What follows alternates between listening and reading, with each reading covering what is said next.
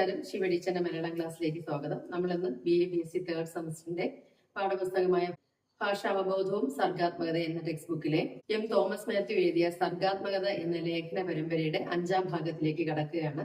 സർഗാത്മക രചനയിലേക്ക് നയിക്കുന്ന സാഹചര്യങ്ങൾ എന്നാണ് ഈ ലേഖനത്തിന്റെ പേര്. ഇവിടെ പ്രധാനമായിട്ട് ജന്മവാസനയാണ് അദ്ദേഹം എടുത്തു കാണിക്കുന്നത്. കലകളുടെ രാജ്ഞിയാണ് സംഗീതം എന്നാണ് ചൊല്ല്. എല്ലാ കലകളും സംഗീതം പോലെയാകാൻ കൊതിക്കുന്നു എന്ന് ആദ്യം പറഞ്ഞത് ഷോപ്പൻ ഹോവർ ആണ്. അപ്പൊ ഇതൊക്കെ വൺ വേർഡ് ചോദ്യങ്ങൾക്ക് വരാവുന്ന ക്വസ്റ്റ്യൻസ് ആണ്. അത് വളരെ ശ്രദ്ധിച്ച് മനസ്സിലാക്കുക. മറ്റൊരു കലാരൂപത്തിന് ലഭിക്കാത്ത, അതായത് മറ്റേത് കലാരൂപവും ആഗ്രഹിക്കുന്ന സവിശേഷമായ സ്ഥാനമാണ് സംഗീതത്തിനുള്ളത്. ആർക്കാണ് ഒരു ഗാനമെങ്കിലും ആലപിക്കണമെന്ന് തോന്നാത്തത്? പടുപാട്ട് പാടാത്ത കഴുതയുണ്ടോ എന്നൊരു ചോദ്യമുണ്ടല്ലോ. ശരിയാണ്, മിക്കവർക്കും പാട്ട് പാടാൻ പോലും കഴിയുന്നില്ല. പടുപാട്ട് പാടാൻ പോലും മിക്കവർക്കും കഴിയുന്നില്ല. പക്ഷെ ആഗ്രഹമില്ലഞ്ഞിട്ടല്ല, അവരുടെ കഴുത്തിൽ നിന്ന് പുറപ്പെടുന്ന ശബ്ദം സംഗീതാത്മകമല്ല എന്നതാണ് കാരണം. അപ്പൊ കുറച്ചു നാൾ അവർ പാടിയിട്ടുണ്ടാവും, പാട്ട് തന്നെ കൊണ്ടാകില്ല എന്ന് വിചാരിച്ച് നിർത്തിയതാണ്. അതുകൊണ്ട് നാം പഠിക്കേണ്ട ഏറ്റവും വലിയ പാഠം ജന്മവാസന. വാസന എന്നത് ജന്മനാൽ ലഭിക്കേണ്ടതാണ്. ഏത് വലിയ ഉസ്താദിന്റെ കീഴിൽ, ഒരു ഗുരുവിന്റെ കീഴിൽ പഠിച്ചാലും ജന്മവാസന ഇല്ലെങ്കിൽ നമുക്ക് അയൽക്കാരനെ ബുദ്ധിമുട്ടിക്കാമെന്നല്ലാതെ പാടി നന്നാവാൻ കഴിയില്ല. അപ്പൊ ഇത് സംഗീതത്തിന്റെ കാര്യം മാത്രമല്ല, എല്ലാ കലകളുടെയും പിന്നിലെ പ്രത്യേകത ഇത് തന്നെയാണ്. ജന്മവാസനയാണ് നമുക്ക് എല്ലാ കലകൾക്കും ആധാരമായി വേണ്ടത്. അതൊരു വരദാനമായി ലഭിക്കുന്നു. അപ്പൊ അത് നമുക്ക് ചോദിച്ചു വാങ്ങാനോ പിടിച്ചു വാങ്ങാനോ വില കൊടുത്ത് വാങ്ങാനോ കഴിയുന്നതല്ല. ജന്മവാസന നമുക്കൊരു വരദാനമായി കിട്ടുന്നതാണ്. അപ്പൊ ചിലരുടെ വിരലുകൾ ഏത് വാദ്യോപകരണങ്ങൾ എടുത്താലും ശ്രുതിമധുരമായ ഗാനങ്ങൾ പൊഴിക്കുന്നു. രണ്ട് സ്വരങ്ങൾ കൂടിച്ചേരുമ്പോൾ മൂന്നാമതൊരു സ്വരമല്ല ഒരു നക്ഷത്രമാണ് ഉണ്ടാവുക എന്ന് സംഗീതജ്ഞനെ കുറിച്ചുള്ള ഒരു കവിതയിൽ ബ്രൗണിംഗ് പറഞ്ഞിട്ടുണ്ട്. അപ്പൊ എങ്ങനെ എന്നുള്ളതിന് ഉത്തരമില്ല. ചിലർ പാട്ടിലല്ല, ചിലർ വരയിലാവാം, വരയ്ക്കുന്ന ചിത്രങ്ങളിലാവാം, ചിലർ അഭിനയത്തിലാവാം ഇത്തരത്തിൽ വാസന കാണിക്കുന്നു. ചില കുട്ടികളെ നമ്മൾ ശ്രദ്ധിച്ചിട്ടുണ്ടാവും, കരിക്കട്ട കൊണ്ട് വീടിന്റെ ചുമര് മുഴുവൻ ചിത്രം വരയ്ക്കുന്ന കുട്ടികൾ. അപ്പൊ അവർ എത്ര ശകാരം കേട്ടാലും എത്ര തല്ല് കിട്ടിയാലും അവരവരുടെ ജന്മവാസന വരയിലാണ്. അതുകൊണ്ട് അവരെ പ്രവൃത്തി തുടർന്നുകൊണ്ടേയിരിക്കും. അപ്പൊ ഏതൊരു ശക്തി തങ്ങളുടെ ഉള്ളിൽ പ്രവർത്തിച്ച് അവരെ അതിനുവേണ്ടി നിർബന്ധിച്ചുകൊണ്ടിരിക്കും. ഈ വൈഭവം, ഈ കഴിവ് ലഭിച്ചവരെയാണ് നാം പ്രതിഭാശാലികളെന്ന് വിളിക്കുന്നത്. അതായത് ജന്മനാൽ വരസിദ്ധിയായി ലഭിച്ച ജന്മവാസനയുള്ളവരെയാണ് നാം പ്രതിഭാശാലികളെന്ന് വിളിക്കുന്നത്. നാം കാണാത്തത് കാണുകയും കേൾക്കാത്തത് അവര് കേൾക്കുകയും ചെയ്യുന്നു. അവരുടെ അന്തർലോകം എപ്പോഴും പുതിയ പുതിയ കൽപ്പനകളെയാണ് രചിച്ചുകൊണ്ടിരിക്കുന്നത്. ഇപ്പോ ജന്മവാസനയുള്ള പ്രതിഭാശാലികളുടെ പ്രത്യേകതയാണ് ഇത്.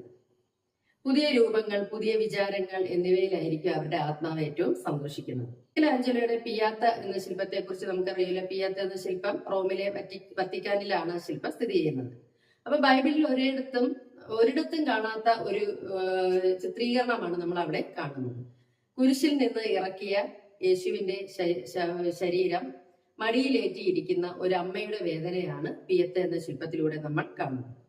അപ്പൊ എല്ലാ ദുസ്സഹമായ വേദനകളും കടിച്ചൊതുക്കി സ്വർഗസ്ഥനായ പിതാവിന്റെ ഇഷ്ടത്തിന് വേണ്ടി തന്നെ ഏൽപ്പിച്ചു കൊടുത്ത യേശുവിന്റെ ആ ഒരു കുരിശുമരണത്തിന് ശേഷം പെറ്റമ്മയുടെ ആ ഒരു വേദനയാണ് നമ്മൾ ആ ശില്പത്തിൽ കാണുന്നത്.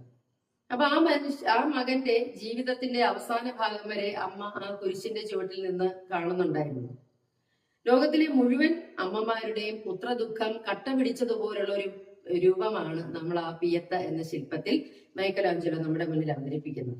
അപ്പൊ മാർബിൾ ശിലയ്ക്കുള്ളിൽ തന്റെ മകന്റെ ചേതനയേറ്റ ശരീരം മടിയിൽ കിടത്തി ഒരു ദുഃഖത്തിന്റെ സൂര്യശില പോലെ ഇരിക്കുന്ന ഒരു അമ്മയാണ് പിയത്തയിൽ നമ്മൾ കാണുന്നത്. ആ അമ്മ നിലവിളികളെ, തേങ്ങലുകളെ അവരുടെ കണ്ണാടിയിൽ അല്ലെങ്കിൽ കഴുത്തിൽ പിടിച്ച് നിർത്തിയിരിക്കുന്നു. പക്ഷെ ആ ശില്പം കാണുമ്പോൾ ആർക്കാണോ കരുണയുടെ ഉറവ് പൊട്ടുന്നത്, ആരിലാണോ ആ നിലവിളിയുടെ ശബ്ദം ആർക്കാണോ കേൾക്കാൻ കഴിയുന്നത്, അവനെയാണ് സർഗാത്മകതയിൽ അനുഗ്രഹിക്കപ്പെട്ടവൻ എന്ന് നാം വിളിക്കുന്നത്, അല്ലെങ്കിൽ പ്രതിഭാശാലി എന്ന് വിളിക്കുന്നത്. ആ ദുഃഖം കടിച്ചമർത്തിയിരിക്കുന്ന അമ്മയെ ആ രീതിയിൽ അവതരിപ്പിക്കും. ആ രൂപത്തിന്റെ ഉള്ളിലെ വേദനകൾ തിരിച്ചറിയാൻ കഴിഞ്ഞ വ്യക്തിയെയാണ് നാം പ്രതിഭാശാലി എന്നോ സർഗാത്മകതയിൽ അനുഗ്രഹിക്കപ്പെട്ടവനെന്നോ വിളിക്കുന്നത്. അപ്പൊ സർഗശക്തി കൊണ്ട് അനുഗ്രഹിക്കപ്പെട്ട് ലോകത്തിൽ ജനിച്ചത് കൊണ്ട് മാത്രം ആ വരദാനത്തിന് ഒരു പൂർണ്ണത ലഭിക്കില്ല. അപ്പൊ ജീവിതാനുഭവങ്ങൾ, അതിന്റെ വൈവിധ്യങ്ങൾ, വൈചിത്ര്യങ്ങൾ ഇതെല്ലാം നാം തൊട്ടറിഞ്ഞ് വേണം സർഗശക്തിയുടെ ആഴം കൂട്ടാൻ. യഥാർത്ഥത്തിൽ ജീവിതത്തിലെ അനുഭവങ്ങൾ നമ്മൾ ഉൾക്കൊള്ളുന്ന രീതി ഇതെങ്ങനെയാണ് നമ്മുടെ ജന്മവാസനയുമായി ബന്ധപ്പെട്ടിരിക്കുന്നതെന്ന് പറയാൻ പ്രയാസമാണ്. അപ്പൊ തകഴി ശിവശങ്കരൻ പിള്ള അഡ്വക്കേറ്റ് ആയിട്ട് വർക്ക് ചെയ്യുന്ന സമയത്ത് അദ്ദേഹത്തിന് ഒരുപാട് കേസുകൾ ഇങ്ങനെ മുന്നിലേക്ക് വന്നു. അതിൽ നിന്ന് അദ്ദേഹം കളക്ട് ചെയ്തെടുത്ത ആലപ്പുഴ കോടതിയിലെ റെക്കോർഡുകൾ പരിശോധിക്കുന്നതിനിടയിൽ കിട്ടിയ ഒരു കഥാബീജമാണ് കയർ എന്ന നോവലിന് പിന്നിൽ ഉള്ളതെന്ന് പറയുന്നു.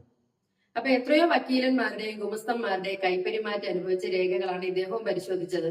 പക്ഷെ എന്തുകൊണ്ടാണ് തകഴിക്ക് മാത്രം അതിനകത്തുനിന്നൊരു വലിയ കഥാലോകത്തെ പുറത്തേക്ക് എടുക്കാൻ കഴിയും? ചിലന്തി വല കെട്ടി പൊടി പിടിച്ചു കിടന്ന ഒരു സർക്കാർ ഫയലിൽ നിന്ന് നിരവധി കഥാപാത്രങ്ങളെയും കഥാസന്ദർഭങ്ങളെയും പുറത്തെടുക്കുന്ന തകഴി എന്ന കഥാകാരനിലാണ് ഈ ജന്മവാസനയും അനുഗ്രഹീതമായ സിദ്ധിയും നമ്മൾ കാണുന്നത്. ഇപ്പോ കല്ലായി കിടന്ന അഹല്യയ്ക്ക് ശ്രീരാമന്റെ പാദസ്പർശമേറ്റ് മോക്ഷം ലഭിച്ചതുപോലെ തകഴിയുടെ കുറ്റി പെൻസിൽ കൊണ്ട് അതിലെ കഥാപാത്രങ്ങളെ അദ്ദേഹം ജനമനസ്സുകളിലേക്ക് ഇറക്കിക്കൊണ്ടുവന്നു എന്ന് പറയാം. അപ്പോൾ രചനയുടെ അല്ലെങ്കിൽ ഏത് രചനയുടെ ആയാലും അസംസ്കൃത വസ്തു എന്ന് പറഞ്ഞാൽ അനുഭവങ്ങളാണ്.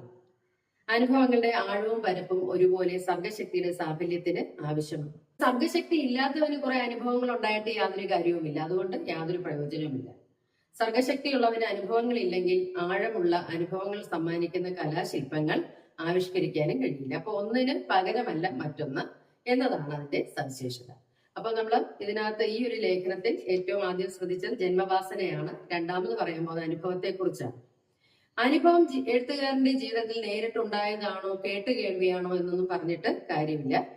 അത് മരണത്തെ പ്രമേയമാക്കാൻ മരണം അവന് അനുഭവിച്ചിട്ട് എഴുതാൻ കഴിയുമോ? ഒരിക്കലുമില്ല. അതിനകത്തൊരു ഉദാഹരണമായിട്ട് അദ്ദേഹം എടുത്തു കാണിക്കുന്ന ഒരു നോവൽ ആരോഗ്യ നികേതനം എന്ന ബംഗാളി നോവലാണ്. ശങ്കർ ബന്ദോപാധ്യായാണ് ഒരു ഇതിന്റെ എഴുത്തുകാരൻ. അദ്ദേഹം ജീവൻ മശായി എന്നൊരു കഥാപാത്രത്തെ, ഒരു ഡോക്ടർ കഥാപാത്രത്തെ ഇതിനകത്ത് സൃഷ്ടിക്കുന്നുണ്ട്. പക്ഷേ ശങ്കർ ബന്ദോപാധ്യായ ഒരിക്കലും ഒരു ഡോക്ടർ ആയിരുന്നില്ല. പക്ഷെ എത്രയോ പേരുടെ ജീവിതാനുഭവങ്ങളുടെ അറിവും മഹത്തായ മനുഷ്യ മനസ്സിന്റെ ആഴങ്ങളെ കുറിച്ചുള്ള അറിവും ഒക്കെയാണ് ഈ ജീവൻ മശായി എന്നൊരു ഡോക്ടറെ ആ നോവലിലൂടെ നമ്മുടെ മുന്നിലേക്ക് എത്തിക്കാൻ എഴുത്തുകാരന് കഴിയും. സർഗാത്മകത കൊണ്ട് അനുഗ്രഹിക്കപ്പെട്ടവനാണെങ്കിലും വായനയും പഠനവും അനുഭവവും ഒക്കെ ഉണ്ടെങ്കിൽ മാത്രമേ നല്ലൊരു കഥാപാത്രത്തെ സൃഷ്ടിച്ചെടുക്കാൻ കഴിയൂ. ഞെട്ടറ്റ് വീണ് കിടക്കുന്ന പൂവ് ലോകത്ത് നാം എല്ലായിടത്തും കാണുന്നതാണ്. പക്ഷേ കുമാരനാശാന്റെ മുന്നിൽ ഒരു പൂ വീണ് കിടന്നപ്പോൾ അത് വീണപൂ എന്ന കവിതയായിട്ട് നമ്മുടെ മുന്നിൽ അവതരിപ്പിക്കപ്പെട്ടു. അപ്പോൾ മനുഷ്യ ജീവിതത്തിന്റെ നശ്വരത, വളരെ പെട്ടെന്ന് നശിച്ചു പോകുന്നതാണ് മനുഷ്യ ജീവൻ എന്നുള്ളത്, മനുഷ്യായുസ് എന്നുള്ളത്, മനുഷ്യ ജീവിതം എന്നുള്ളത് ഒരു പൂവിന്റെ, ഞെട്ടറ്റ് വീണ് കിടക്കുന്ന ഒരു പൂവിന്റെ ഉദാഹരണത്തിലൂടെ നമ്മുടെ മുന്നിലേക്ക് അവതരിപ്പിക്കുമ്പോൾ അത് ആശാന് മാത്രമുള്ള ജന്മസിദ്ധിയുടെയും അനുഭവത്തിന്റെയും പ്രത്യേകതയായിട്ട് നമുക്ക് കണക്കാക്കാം. അപ്പൊ ഏത് രചനയുടെയും പിന്നിൽ ഒരു ജീവിതാനുഭവം ഉണ്ടായിരിക്കും എന്ന് ശാഠ്യത്തോടെ നിശ്ചയിച്ചവർ എന്തെല്ലാം അനുഭവങ്ങളുടെ സാധ്യതകളെ പറ്റിയാണ് ചിന്തിക്കുന്നതെന്ന് നമുക്ക് പറയാൻ പറ്റില്ല. പിന്നെ നമ്മൾ അനുഭവങ്ങൾ വേണം എന്ന് പറയുമ്പോൾ എല്ലാ രചനയും അനുഭവത്തോട് അനുഭവമാണെന്ന് പറഞ്ഞു വെക്കുന്നതും ശരി. ചില കഥകൾ ഇറങ്ങുമ്പോൾ കഥാകൃത്തുകൾ അവതരിപ്പിക്കുന്ന കഥാപാത്രങ്ങൾ ആരുടെ ജീവിതവുമായിട്ടാണ് ചേർന്ന് നിൽക്കുന്നതെന്നൊക്കെ കുറ്റാന്വേഷണം നടത്തുന്ന ചിലര് നമ്മുടെ ഇടയിൽ ഉണ്ട്. ഇങ്ങനെയുള്ള കണ്ടെത്തലുകൾ ഒരു രഹസ്യത്തെയും പുറത്തു കൊണ്ടുവരുന്നില്ല എന്നത് സഹതാപാർഹമായ ഒരു സത്യമാണ്. മോഡലുകളെ വെച്ച് ചിത്രരചന നടത്തുന്ന രീതി ഉണ്ടല്ലോ, അപ്പൊ അവരുടെ കലകളെ കുറിച്ച് പഠിക്കുമ്പോൾ നമുക്ക് മനസ്സിലാകും. അതായത് മോണലിസയുടെ ചിത്രം വളരെ പ്രസിദ്ധമാണ്. നിഗൂഢമായ ഒരു ചിരിയാണ് ആ സ്ത്രീയുടെ മുഖത്ത് ഇരിക്കുന്നത്. അപ്പോൾ അവർ ആ ചിത്രം വരയ്ക്കുന്ന സമയത്ത് ഗർഭിണിയായിരുന്നു എന്ന കെട്ടുകഥകളും പരക്കുന്നുണ്ട്. എന്നാൽ അതൊരു ജീവനുള്ള സ്ത്രീയെ മുന്നിലിരുത്തി വരച്ചതാണെന്നുള്ള കാര്യത്തിന് യാതൊരു മാറ്റവും ഇല്ല. ആ സ്ത്രീക്ക് വൈകുന്നേരം അവര് പിരിഞ്ഞു പോയപ്പോൾ അല്ലെങ്കിൽ അവിടെ നിന്ന് എണീറ്റ് പോയപ്പോൾ കിട്ടിയ പണത്തിലാണ് അവരുടെ അവകാശം. അതുപോലെ ശരീരത്തിലും മനസ്സിലും ഒരുപോലെ മുറിവുകൾ സമ്മാനിച്ച സ്പാനിഷ് യുദ്ധത്തിന്റെ പശ്ചാത്തലത്തിൽ 1937 ഹിറ്റ്ലറുടെ സമയത്താണ് ഈ ഒരു യുദ്ധം ഉണ്ടാകുന്നത്.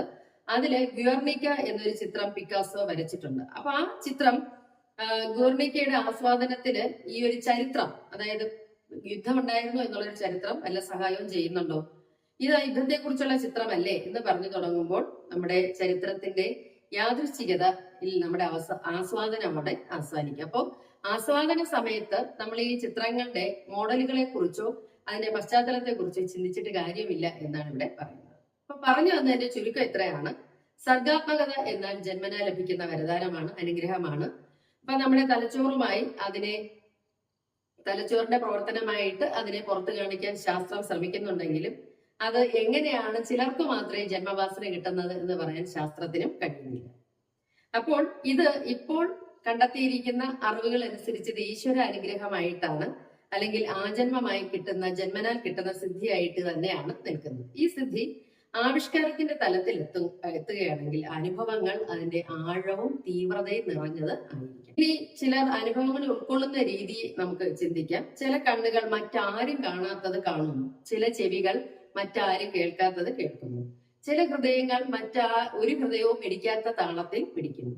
എന്തുകൊണ്ട് എന്നൊരു ചോദ്യത്തിന് ഇതുവരെയും ഉത്തരമില്ല. ഇതുവരെയുള്ള അന്വേഷണങ്ങൾ ഒരു ഉത്തരത്തിന്റെ സാധ്യതയിലേക്ക് വിരൽ ചൂണ്ടുന്നുമില്ല. അപ്പോ സർഗാത്മകത എങ്ങനെ ലഭിക്കുന്നു എന്നുള്ള ചോദ്യത്തിന് വ്യക്തമായ ഒരു ഉത്തരം തരാൻ ശാസ്ത്രത്തിന് കഴിയാത്തിടത്തോളം കാലം നമ്മൾ ചിന്തിക്കേണ്ടത് സർഗാത്മകത ഈശ്വര അനുഗ്രഹത്താൽ ആജന്മമായി അല്ലെങ്കിൽ ജന്മനാൽ നമുക്ക് ലഭിക്കുന്ന ഒരു സിദ്ധിയാണ്. അപ്പൊ ഈ പാഠഭാഗം വായിക്കുക. ആവശ്യമുള്ള എല്ലാ പോയിന്റ്സും പറഞ്ഞിട്ടുണ്ട്. അടുത്ത ക്ലാസ്സിൽ കാണുന്നവരെ സ്നേഹത്തോടെ ഷീബ ടീച്ചർ.